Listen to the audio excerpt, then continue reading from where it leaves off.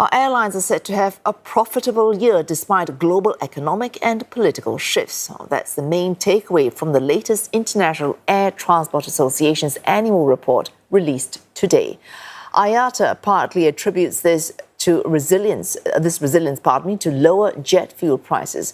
But how could tariffs impact this industry? CNA's Yasmin Jonkers caught up with the chief of the global airline body on dealing with the Trump factor. I don't think he would need my advice to understand that aircraft manufacturing, engine manufacturing has been a huge positive for the US economy. Very strong exports, Boeing, the GE engines, Pratt & Whitney, all of these are very important products on a global scale, and the US has definitely benefited from that. Typically, aircraft engines and parts for aircraft and engines are excluded from the tariff regime. And quite honestly, we would believe that that's the most appropriate way to deal with this going forward. Nobody is going to benefit from tariffs on aviation.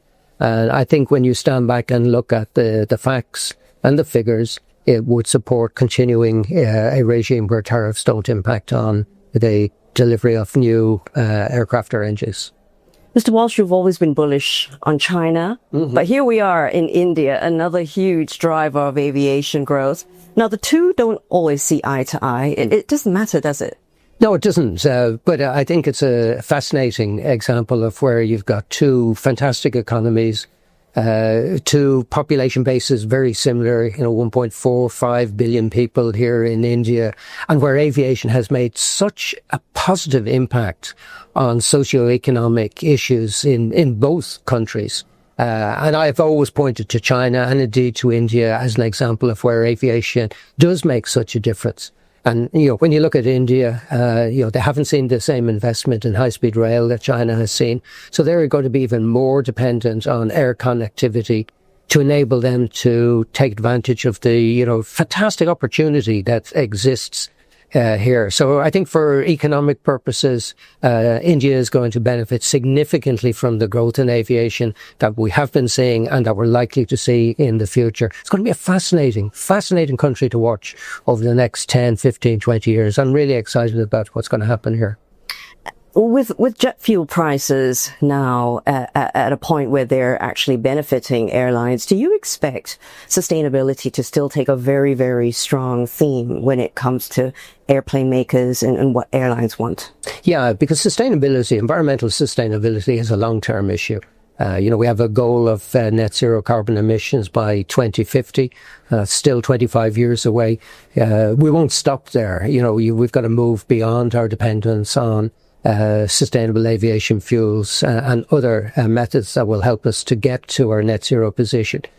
So I think most airline CEOs take a long-term view on this. We understand that as an industry, we've got to play our part. Every industry is looking to see what it can do to be more efficient. For the airline industry, actually, there's always been an incentive for us to be as efficient as we possibly can.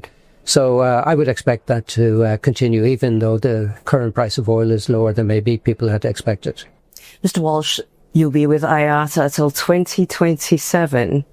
Am I correct to say that? At the latest. That's been out there, right? What sort of things will you be busying yourself with in terms of priorities until then, before that big handover to the next person? Yeah, I think we need to continue with our work to make sure that people understand, particularly governments understand the economic value that aviation contributes and what we can do for the future, and for them to better understand the negative impacts that some of their policy decisions have on that economic contribution. So aviation, I think in many parts of the world is taken for granted because it's been there for so long. What I love about coming to a country like India is, they can see the value in the future because they don't have it to the same degree as, consumers have in North America or in Europe. They don't have the same options that consumers in Europe have in terms of rail transport. So, it makes me really excited when I see people appreciate the value of aviation in India as a force for good And we need to continue to make sure that that message lands with governments right across the world and that they understand the negative impact that they can have by not supporting the airline industry.